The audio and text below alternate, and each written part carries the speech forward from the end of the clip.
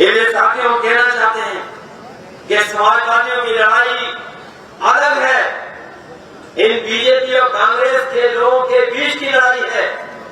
और अगर सिद्धांत के रूप में देखोगे, कार्यक्रम के रूप में देखोगे, तो ये दोनों दल एक से हैं। पहले बीजेपी, कांग्रेस, इन दोनों के सिद्धांत देख रहे हैं। जो लोग कभी कांग्रेस में थे वो भी बीजेपी में पहुंच गए, और जो बीजेपी के लोग थे वो कांग्रेस में पहुंच गए। बताओ क्या बदला है? कहीं कुछ बदला हो तो बताता हूं मैं। इसलिए बदलाव के लिए और एक नए रास्ते के लिए मैं आपसे अपील करने आया हूं। अगर गहराई से देखोगे आप तो कांग्रेस और बीजेपी में कोई फर्क नहीं है, इनके कार्यक्रमों में कोई फर्क नहीं है, इनके सिद्धांतों में कोई फर्क नहीं है।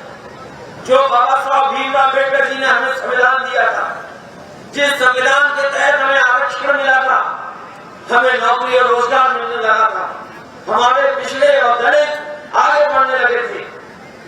जाति के आधार पर जो आरक्षण मिला था वो किसी ने दिया था, तो वो बाबा साहब भीमराव अम्बेडकर जी के संविधान की वजह से मिला था। पहले कांग्रेस ने लागू नहीं होने दिया।